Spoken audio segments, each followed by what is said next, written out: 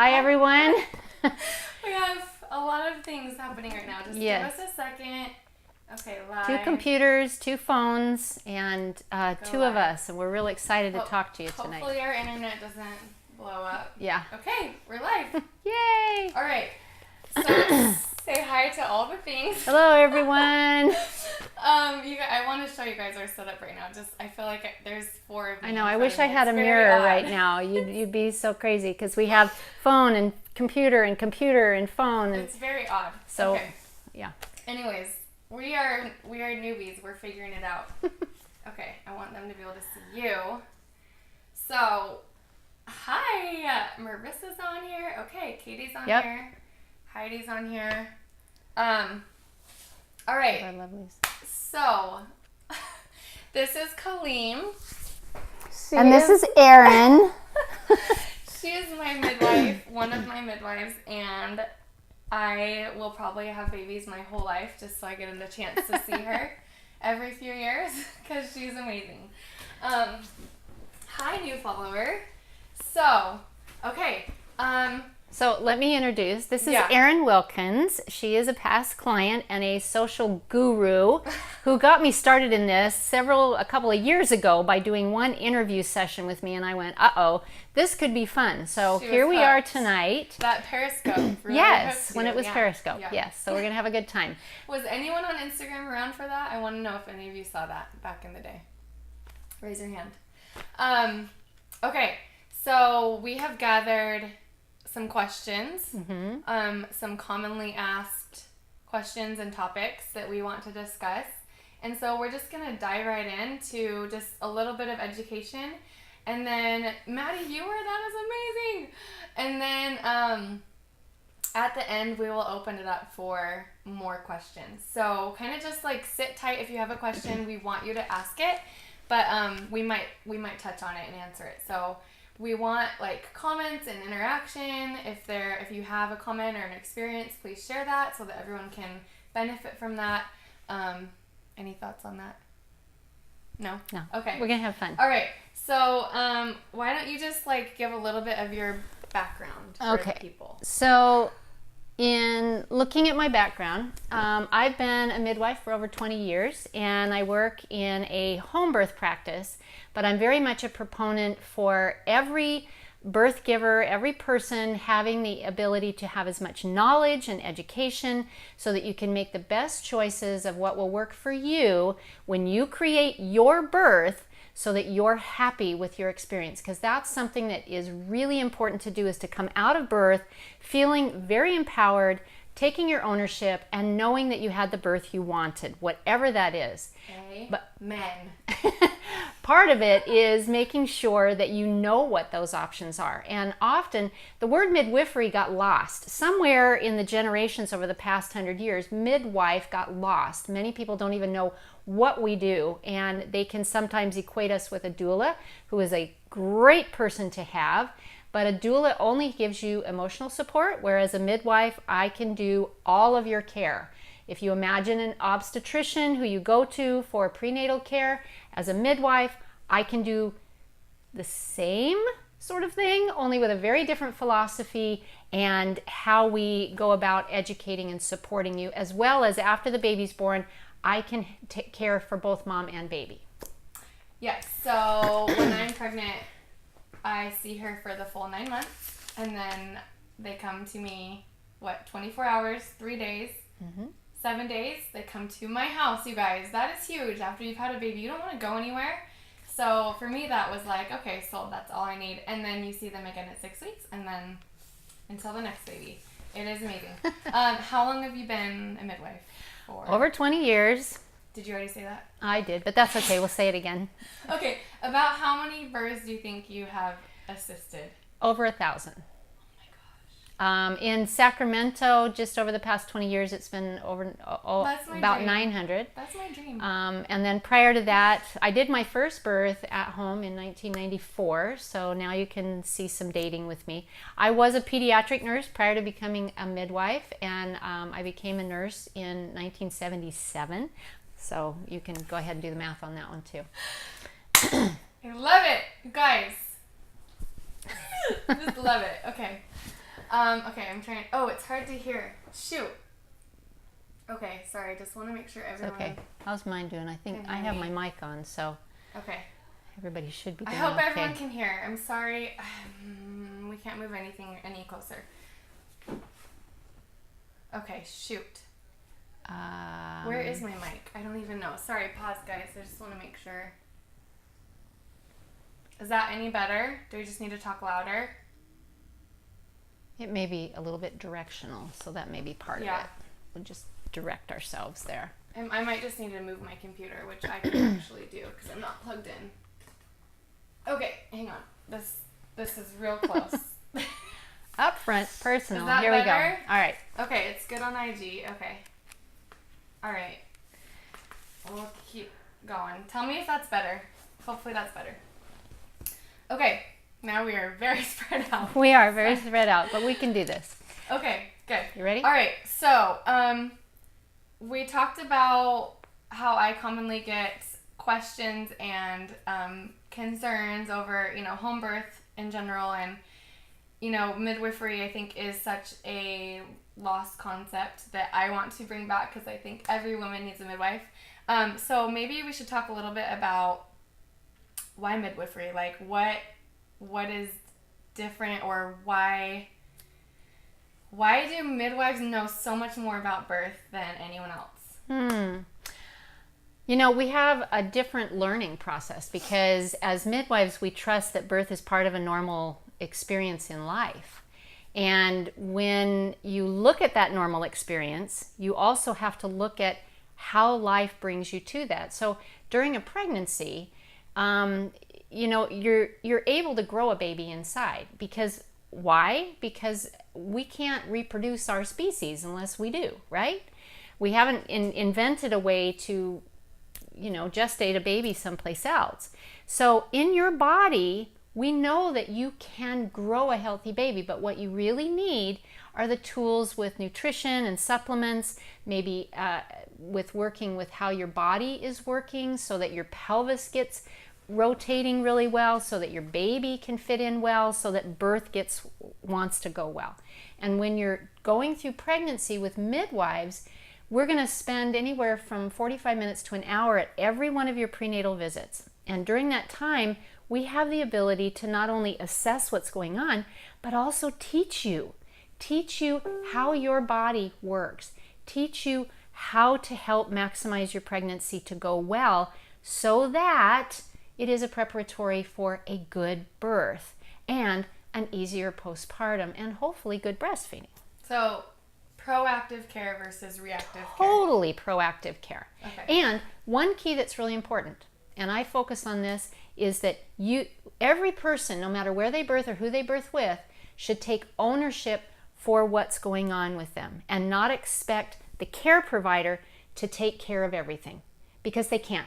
No one can grow a healthy baby and no one can birth a baby except you, with the exception of a cesarean section. So surgery, yes, but everything else, you're the one that does this no matter where you go, no matter who's with you, whether you have medications or you don't.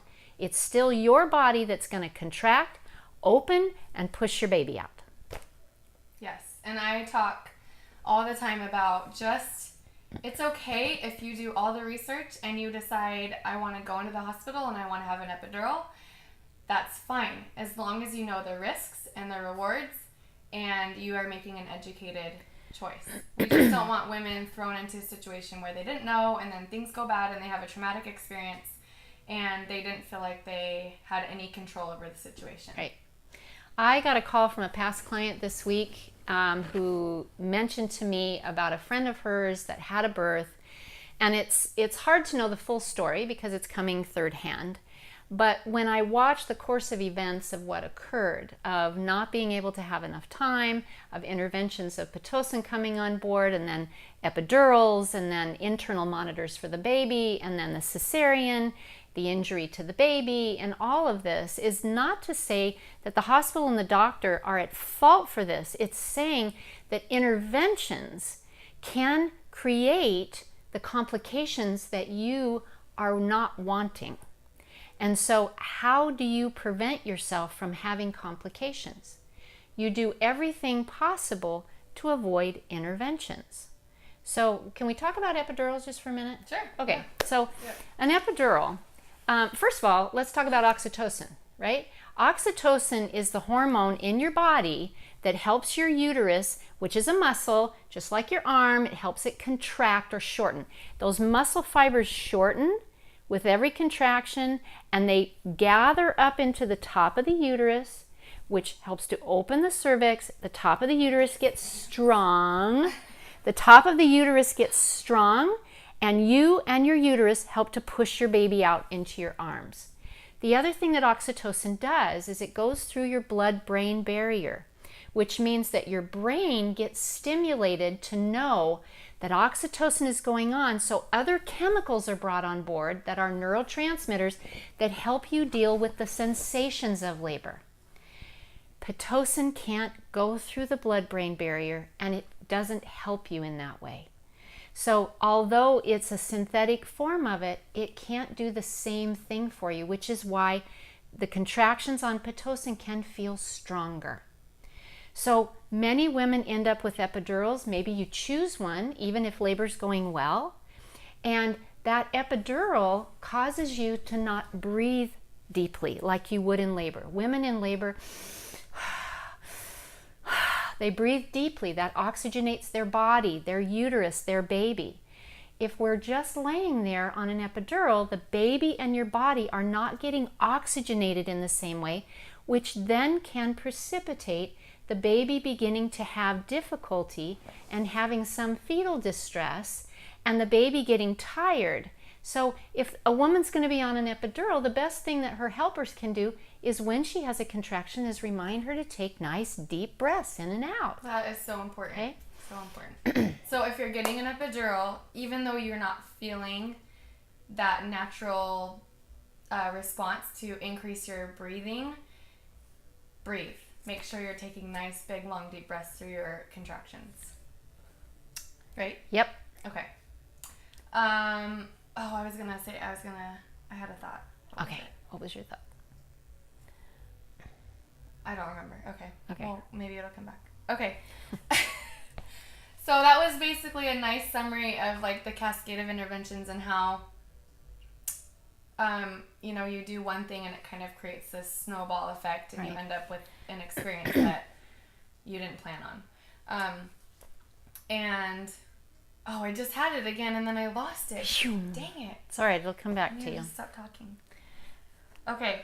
I know. I wanted you to touch on like due dates and like being past due or that mentality that like, okay, my due date's here, so we're gonna induce or we're gonna do this. Like, why shouldn't we do that? Or why should we just talk about due dates? Okay.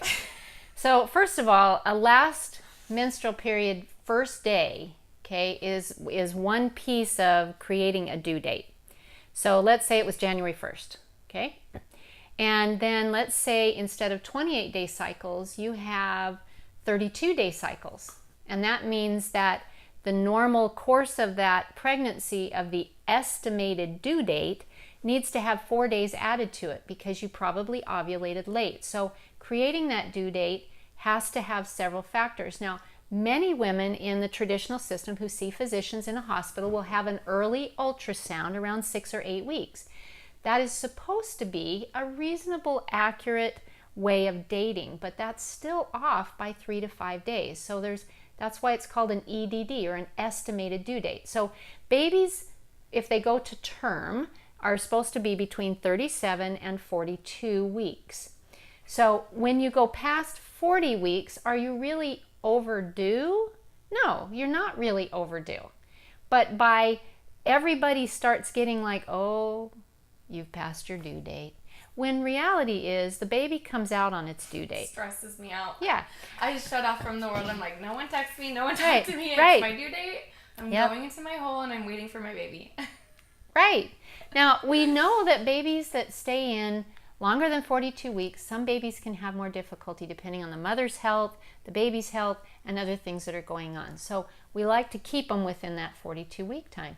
But by technicality, by definition, until you're 42 weeks, you're not really overdue. But understanding that... So it's just that most women have their babies around 40 weeks. That has given us this estimated due date. Yes. Okay. They've determined that 40 weeks are 80 days. But you know, the thing that's interesting is that first babies often will go 40 weeks and 5 days to 41 weeks. 40 and 6. Yeah.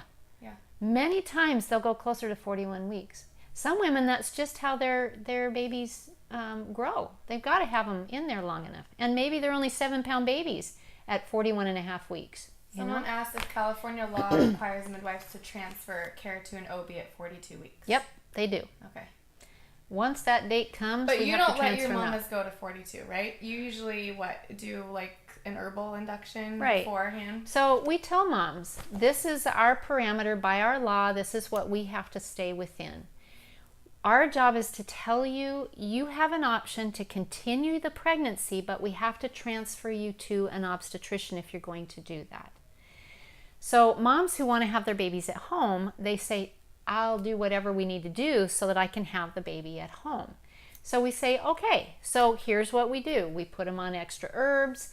We make sure that they have extra evening primrose oil that helps ripen their cervix. It ripens the baby.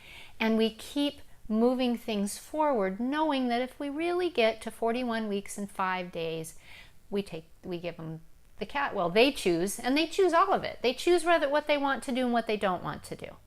But most moms will choose, most birth givers will choose to do the herbals, the homeopathy, and castor oil if they need to. In all of our years of 20 years of this, I think back in our first year, we had one mom that had to go in for an induction. And some of that is, learning how to do things differently as midwives. Since then, every mom has had her baby. One mom. That's amazing. That's amazing. Out of 1,000 babies. But it's awesome. Taking that ownership. Yeah. And us just giving choices. And that's one thing I love about you guys is I will ask a question and you will present me with my options rather than you should do this or, putting your own opinion on me. It's my choice, and that has really been empowering for me. Good. That's the goal. Yeah. Do you ever strip membranes? I love that question. So what is stripping membranes first? All right. The membranes are sort of adhered to the inside lining of the uterus and over the cervix. And a normal ripening causes those to separate. So when somebody goes in and strips membranes, they go in, they have to be able to get through the cervix, and they separate those membranes from the wall of the uterus, which can stimulate lots of prostaglandins, hoping to want labor to start. So I can tell I'm you... laughing, sorry, because that cat I know, the cat scared me so yeah. bad. I was like, what? The cat's going, what is going on in the office? How do I get out of here? That's what I want to know. Okay. So stripping membranes, most women, before we ever even check them, are already ripened with that. That is so rare that we ever strip membranes. I don't know that I've done it more than a couple times. Stretching a cervix, sure, putting some EPO, evening primrose on it to help get it, wake it up and get it moving. Yeah, we've done that. But stripping membranes at 38 weeks or something, we don't feel like that's an appropriate thing to do. I may have to go let her. And I get this question a lot. Well, no, we'll talk about that later. Okay. Yep. Let me just make sure there's no questions about that, and then we can go on. I'm going to open the door and let the cat out. We check all the things. Okay. Simply Simpson. I'm sorry, I don't know your name. Just your handle. So they did. Okay. So can you ask that towards the end because we want to get through these topics. So just copy and paste that if you can, and then ask it because I do want to get to that. Okay. Let's talk about. What else did I say? Was there any? Are these our topics? Mm-hmm. Oh, yeah, All yeah. of these are. Okay, hang on. Let's just go down the list. Just go down the list. Yeah, you don't want to sure. go in order. Okay, that's fine. I don't know if there is an order. Okay, so beyond like avoiding interventions, what other reasons do you think women should like choose midwifery and choose home, if there are any, beyond just that simple like Right. leaving birth alone mentality? One of the things that midwives are really known for is getting to know our families and being able to have that relationship that you really feel like you can talk about things. And we're going to look at things from a physical, a chemical, emotional, as well as a spiritual level with our families. And when we get to know you, that gives us the ability to support you in birth better too. So the other thing is continuity of care. Now, sometimes some midwives are in practice with other midwives. In ours, we have 2, but we usually do most everything together. And you have that continuity both now and after with your baby, and really following you through at home with what's going on, and giving you anticipatory, too medical, giving you things to look for at the next visits. But one of the biggest things we do is be good educators to you so that you know what choices you have. Okay, that's awesome.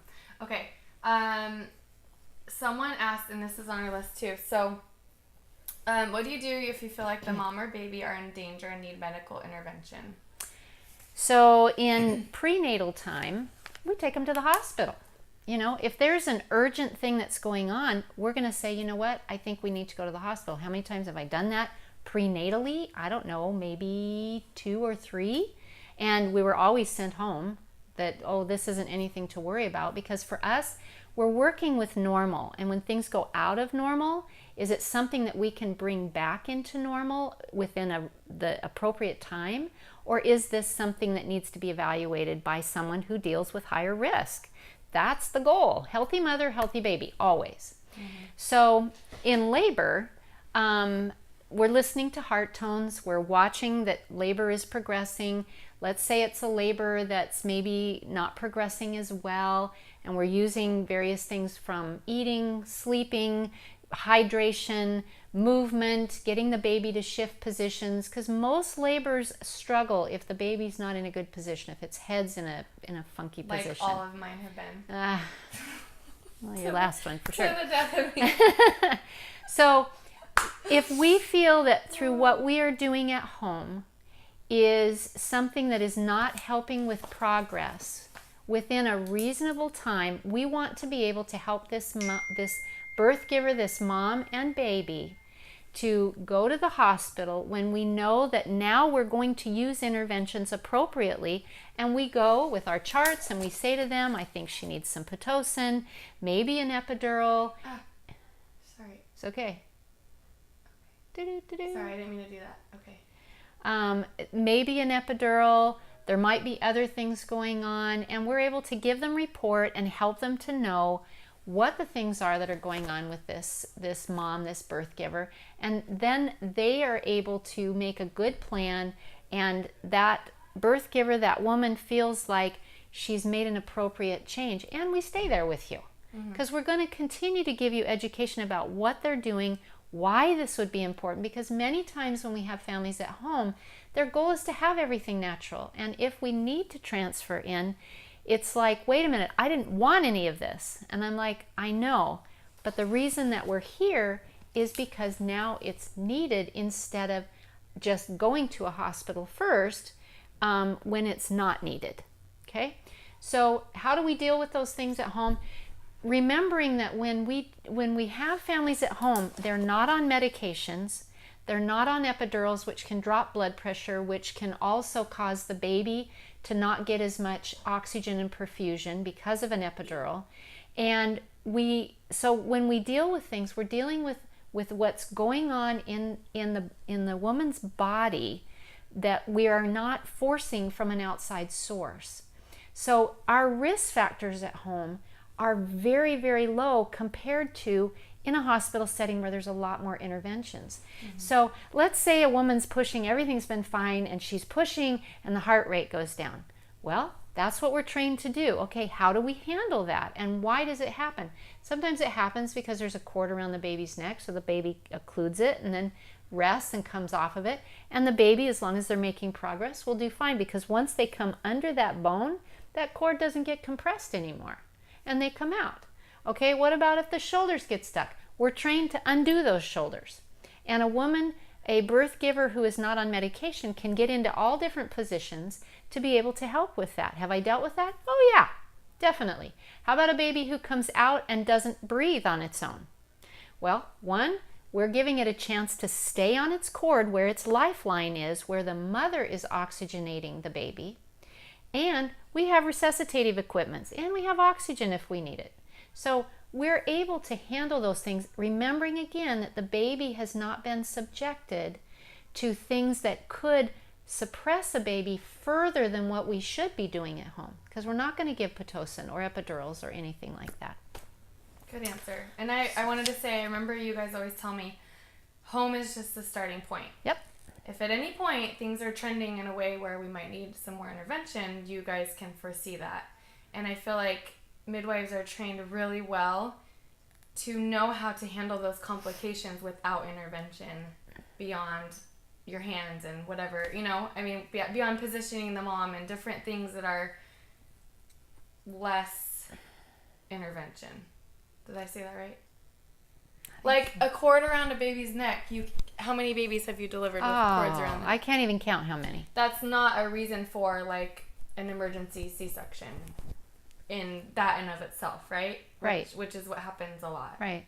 No, if you get a depressed baby who happens to also have a cord around their neck, that together could create an issue that could precipitate a cesarean, And sometimes when a baby is pushed for hours, they don't have as much reserve, both energy and oxygen in that. So that's another part of it. How long can we allow someone at home to be able to stay safe? Because again, the goal is always healthy baby, healthy mother. Yes. I lost my thought again because I found a question. Sorry, guys. I'm just trying to write down your questions as I see them. Okay. So...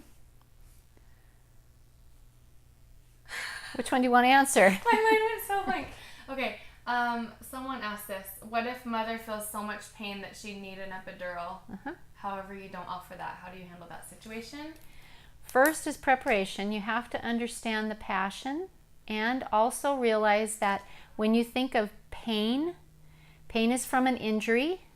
When you're in labor, that's power. And if it's pain you want to call it, no problem, okay?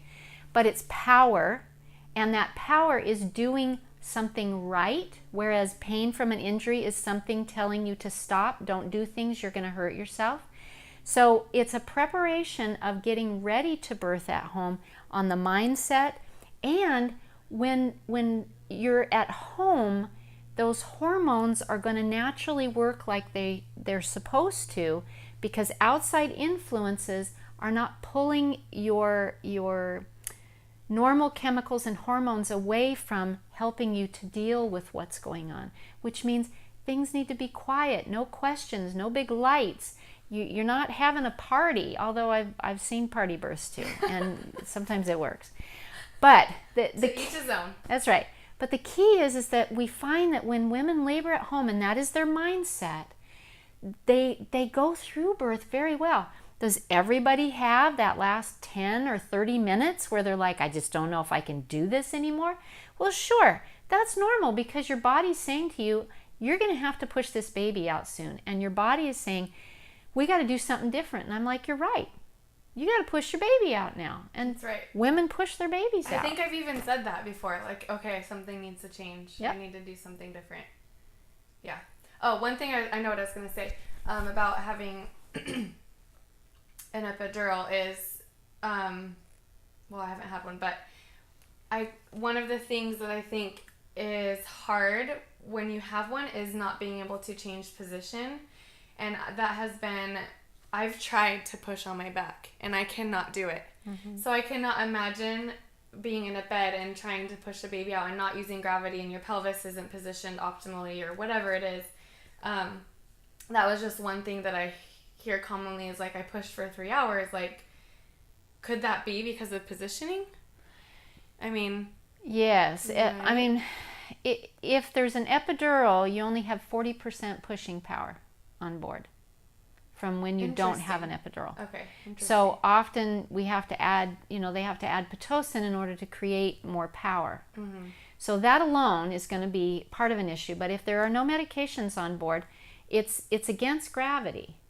And it's better to get up in a squat, have one leg up, one leg on a knee, or on your hands and knees. And rarely, but occasionally, on the back helps the baby come under the pubic bone. So it can make a difference in some deliveries, but it shouldn't be the norm. It should be the exception. Gotcha.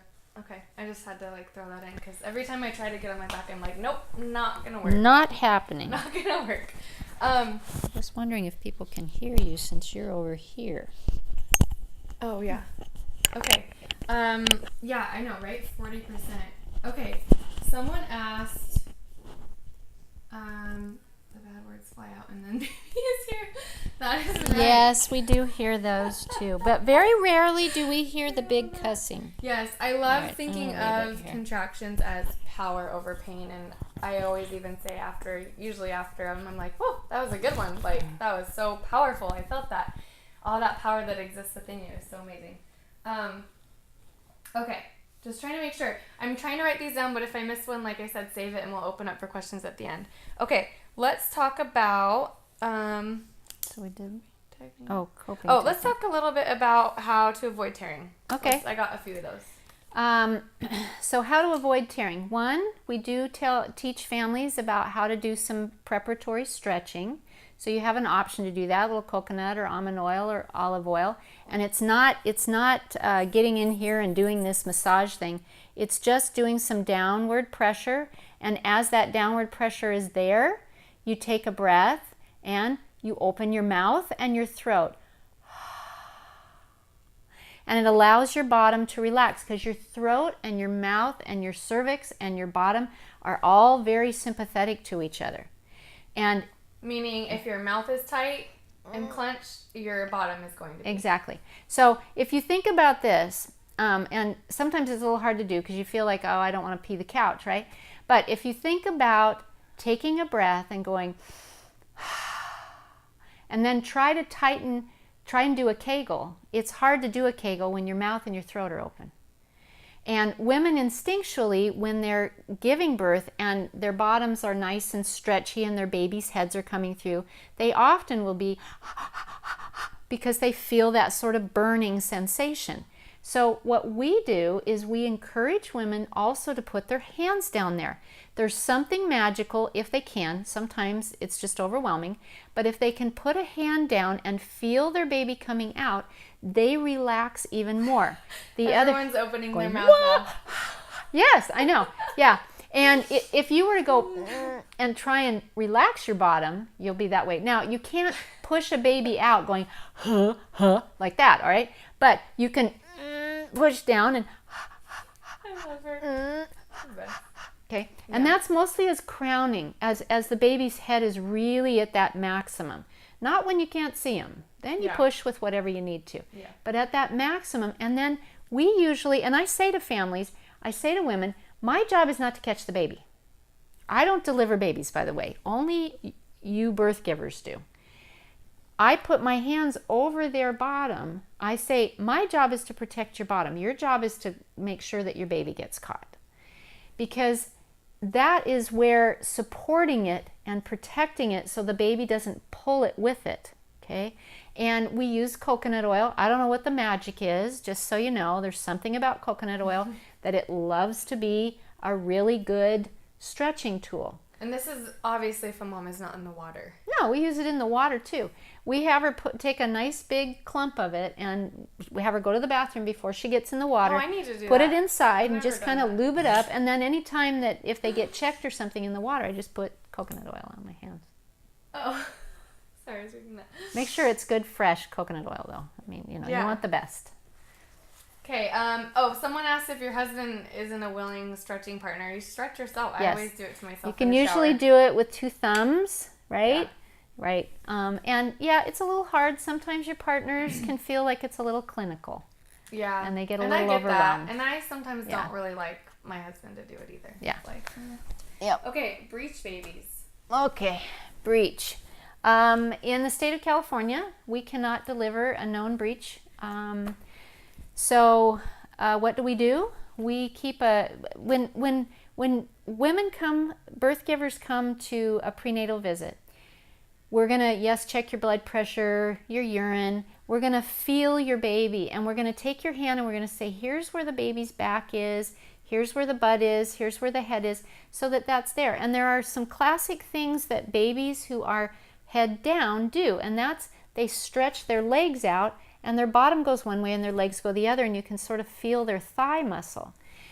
So as midwives, we're really hands-on, and if we're unsure of a position, because either the baby's turned a funny way or maybe it is breech, then we're either, depending on the weeks, let's say that they're 34 weeks or something, we'll say, you know, by 35, let's go take a peek, or let's go take a peek and make sure the baby's head down, because we want a head down baby. It's just easier, and by law we have to.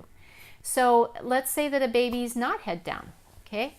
So what are we going to encourage? We're going to encourage doing the slant boards, acupuncture, chiropractic, going to the massage therapist, loosen that up, and sometimes you can do some massage work on the baby to help the baby want to turn. And I mean, we used to deliver breeches. We don't anymore. But breeches are about 3% at term, so not very often. Okay, that's good. Someone asked really quick, how early do you start stretching? 36. 36 weeks, okay. Yeah. Yeah, oh, that's what I was going to say, is they're amazing at, I remember with Benny, like, you thought he might be breech. But with all my others, you're like, okay, this is the back, this is the bottom, this is the leg. I'm like, how are you? Like, I don't know where my babies are at in there, you know? Like, yeah. They have very, like, magical hands, and they can tell. So, anyways. We're supposed to. Yeah, you do. Let's see. Okay. Okay, I'm just scrolling through. Sorry. All right. I should probably be doing things like that. That's Finding okay. everybody else's I can see question. your text is big, so I can see it. Oh, so yeah. we're good. Okay. What does this say? Difficult births, part of, or births go So we well. talked about Then that. yeah. Okay. Let's talk about like different like supplements and herbs and things that you use for maybe for complications in pregnancy, like preventing preeclampsia, and then just to keep like as preventative stuff. Okay. So one thing to tell you is that I prepared 40 short videos that are going to be released in the next couple of days over at Natural Childbirth 101. Yeah, I will. I'll do a story and tag her, but you guys follow her. I think it's backwards, huh? Yeah, it is. That's okay. Natural Childbirth 101 on Instagram. Her course is going to be awesome. It's like a series of 40 3 to 5 minute videos. Right. That will explain like everything. A lot of things. Right, from pregnancy supplements, to birth, prenatal to visits, pregnancy, breastfeeding, things about your pelvis, how your baby fits in your pelvis, how the power, so the much passenger, education. Like I'm everything. always saying, it's educate incredible. yourself. Like read these books. This would be a great alternative to that. So right, and these are all free. If you want to see them one a day, if you want the whole series, then there's a $25 fee to get the whole series at once. But they'll just drip feed to you, so worth and it. It'll start you at 40 no matter when you start. Okay, so back to the question. Is supplements that we use. So a prenatal vitamin, if it's a whole food vitamin, we like that. One of the key elements is called methylfolate. Everybody needs to be on methylfolate, 800 to 1,000 micrograms, because that's what's used for cell division. Can you explain the difference real quick between folate and folic acid? Yep. So folic acid is synthetic, and it's in many of the foods, and they put it in there years ago, but about 40% of people have a gene mutation that cannot metabolize folic acid, which means they're not getting the cell division that they need for their blood, and that the baby may not be getting cell division the way that it needs to, which can cause various things for the baby. So methylfolate, which means it's the easiest natural digested way to get folate in your diet. Okay, so your prenatals should have that in it. Okay, and if they don't have it in it, take an extra one. Another one that we use is dandelion. This is our favorite herb. Dandelion is in a capsule, and it's usually root, dandelion root. And what does it do? It helps to nourish your liver, and your liver has to clean half again as much blood. So you're going to make half again as much blood that you normally have by 28 weeks. You're going to make that extra blood, and your liver has to clean that for you and the baby. It also has to clean out the equivalent of 100 to the surface. But you haven't taken off your helmet, you haven't been put up on the boat, you have no access to oxygen yet. Okay? So a baby has been using that cord its entire time. And there is blood in that cord that actually is going to be used to perfuse their lungs, to open their lungs up and help their lungs get rid of the fluid that's in it. So babies who have their cords cut and clamped immediately actually have a disadvantage to being able to breathe at that time. The other thing that medical research has shown, and you can go find the reports on it, is that babies at 6 months, if they delay cord clamping at the birth, they are not as anemic. So it sets a baby in motion for anemia, as well as not having the same, oh, hi, you're back. I'm sorry that the internet did its thing. The other thing is baby comes in with more hydration, which helps them to handle waiting until milk comes in. It also helps their body to be warm. So many places and physicians are now starting to delay that cord clamping by 2 minutes. Midwives, for us at home, we don't touch or clamp that cord till the placenta's out, and we ask the parents if this is what they want to do now, because there's no safety to that. There's only one time that clamping a cord would be useful, and that is if we saw that the placenta was coming and there was bleeding going on, that we were worried that the baby might lose it because there was too much blood going through that, and that is rare, very rare. So the more that you can leave those cords alone, and that means don't pinch, don't clamp, even if you're not going to cut. Let the baby decide when the valve in their heart has switched over to outside life, when their lungs have gotten full and pushing the fluid out so that they can survive out here, and when things have transitioned. The baby's a better guide to that. Amen. That was well done. Okay. Cool. Someone asked Yes. if dandelion can prevent cholestasis. I love that question. So cholestasis means that the bile's getting backed up, right? If that's something that you have had to deal with. We do use dandelion for that to nourish the liver, but we have a full protocol that we use if someone is having symptoms like that, and it has to do with taking activated charcoal.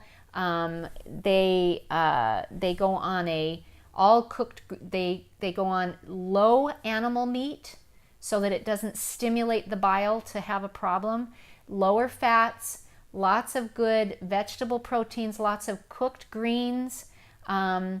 And so we have a whole protocol that helps, and we have seen with them that their lab work actually improves. And so I feel really confident about that. And we also start them on a lot of ripening herbs if it's near the end, and they actually take a little bit of castor oil every day to help get that baby here so that everybody can stay well. Awesome. Protocol for that. What about preeclampsia? Preeclampsia. What about if a mom, so I got this specific question, like a mom who's had it before and is now pregnant again and wants to Dandelion. Dandelion, right? Okay, so also know that preeclampsia is more common if your blood volume does not grow. So you need the methylfolate, and you need to eat protein, good quality protein that doesn't stress your liver. You've got to have 80 to 100 grams a day. So it's like every meal, every snack, you should be eating protein. That can be animal protein, Greek yogurt, cottage cheese, nut butters, nuts. If you have an apple, have nut butter. If you're going to have some carrots, have some hummus. Beans. You want lots and lots of protein, and lower the carbs down that are cereals, pastas, rice, and of course the sweets and the things we all want and crave. Okay, one thing, medicinal dark chocolate is something you have to have every day. There you go. Dark 'Cause it's- chocolate every day. it's That's high- why midwives are so great. It's high in magnesium. It's good for your serotonin. It's good for you. So lowering the risk of preeclampsia is eating good quality protein, staying off of the carbs, and giving the liver what it needs by dandelion and passion flower is helpful, as well as making sure that that blood volume grows. And you got to start that from early on because it maxes at 28 weeks and it's really hard to make up for it after that. Gosh, I just want your brain. Never in 900 babies have we ever transferred somebody in for that. Never. Never. So your protocol and the things you do pretty much take care of it every time. Yeah. That's amazing. Now we have healthy women that come. Maybe some women, their health has been challenged by other things and it might be harder for them, but these things will help hopefully keep you from having to have an induction because you ended up with preeclampsia. So if a woman's had it before, there's like pretty much almost a 100% chance that you can keep her from having it again. Depending on her health. I can't say that with everybody. Yeah, you I know. know. I can say that the women that we have supported who have had that in the past, we have been able to keep that under control. Okay. So there's a Well, good... she's been able to keep it under control with giving her the tools to do that. Oh, someone's asking what's medicinal dark chocolate? Oh, it means that, you know, maybe you're not eating sweets, but a little piece of dark chocolate every day So just any dark chocolate. is good for you. Yeah, okay. There you go. Awesome. Because everybody's told, I'm don't gonna eat go the home and be like, sweets, this don't is eat the my sweets. medicinal dark chocolate day. Yeah, seriously. Okay. Did we talk gestational diabetes? We haven't. Let's do that. Gestational diabetes was a diagnosis in the 1970s. Because you never have me, I've never done the glucose test. Right. So as a midwife, one of the things we do is that because we serve a smaller population at one time, we're not dealing with masses, so we get to know our families and we know what your health is. So we say, all right, here, what kind of risk factors do you have? Is your mother and your father a diabetic who's on insulin? Okay, let's do some testing. Let's make sure that things are that they're okay. The other thing is, what kind of diet are you on? How is your lifestyle? So we're going to educate you on the foods that need to be eaten or foods that don't need to be eaten. In our practice, when we've had a birth giver that we were concerned about, they also said to us, I don't feel good. I'm having yeast infections. I'm always tired. We're like, all right, let's start looking at your sugars. So we have them, instead of going for one glucose load and having a blood test, we have them have a glucose monitor at home, and we ask them to check fasting and 1 hour after each meal for 3 to 5 days, and let's look at what their diet and their activity is doing so that they become empowered to go, wow, when I ate this, and maybe it was, you know, rice, it just shot my blood sugar right up. All right, so now we start moderating the diet, and most of the time it's getting rid of cereal, pastas, most of those heavy grains, upping the protein, and keeping the fruits to whole fruits, no fruit juices, no sodas, no sugaries or anything. And we tell them 1 day a week they can have their ice cream or their treat. And very quickly they recognize that that one treat made them feel terrible. So they're able to keep their blood sugars under control at that point. Yeah, so I like that you don't just check everyone for it. It's just you're kind of watching for it in how they're doing in their pregnancy, and then if you're worried about it, you have them. Yep. But we tell them they can go for it, and we say we don't know that you feel that we see a risk for Love you. that comment. Okay. Let's talk about.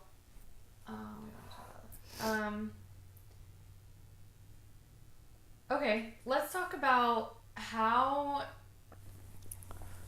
to get over the fear of unmedicated birth, or coping with fear in pregnancy and fear surrounding birth. I know I have my own answers, but I just want to hear. One thing I want you to understand is when your uterus is working with oxytocin, oxytocin is a love hormone. It's used to help your uterus contract and birth your baby. It's there to contract milk muscles around the milk ducts to get your baby their food, and it's there for lovemaking or orgasm. So when you think of it, the environment that you need, and not when you were in teenagehood, okay? When you think of a good lovemaking session, you need privacy. Usually it's dim lit. You need to not be talking about the weather in the news. Your brain needs to go quiet. There has to be trust. And that's why that environment fosters the oxytocin to work really well. Well, there's another hormone or another chemical called adrenaline, right? And adrenaline happens when we are afraid. That actually causes the uterus and the cervix to want to close. But you feel panicky, so you have more contractions, and they're panicky, but they're really from fear-based rather than being able to be in an environment where you're relaxing. So we say, get in the shower, okay? And a lot of it is being able to roll with that and feel like your environment is safe. If your environment feels threatening at all, like any animal, you're going to pump up your adrenaline, and that oxytocin is not going to be there. I mean, imagine going in and having to poop. Go sit on the toilet and having to poop. And people are outside the door and they're saying to you, how's it going? Are you doing okay? Is everything okay? I just need to know that you're okay, you know? By the way, the car's waiting and the engine's running, right? So it's not going to happen. And if they threw you into a room and they said, okay, quick, you have to have sex right now and you have to have an orgasm when you do it. And everybody's at the door and they're in the car and they're like, we're waiting for you, right? Okay, so that's why when we look at birth outside of an environment that there's a lot of people that are not familiar, or doors that are open that you can hear people going past, or other women that are laboring, or lights that get turned on, or people with masks and all these good things, it can lower the oxytocin from working to its maximum. So that's why at home, the majority of women do really, really well with what their body is asking them to do, because it's giving them all the right feedback. Now, sometimes we say, okay, let's put you in the shower. And they're in the shower until the water runs out. Or let's put you in the tub. And the tub for about an hour and a half brings their blood pressure down. It causes chemicals in their body to secrete endorphins that make them feel relaxed.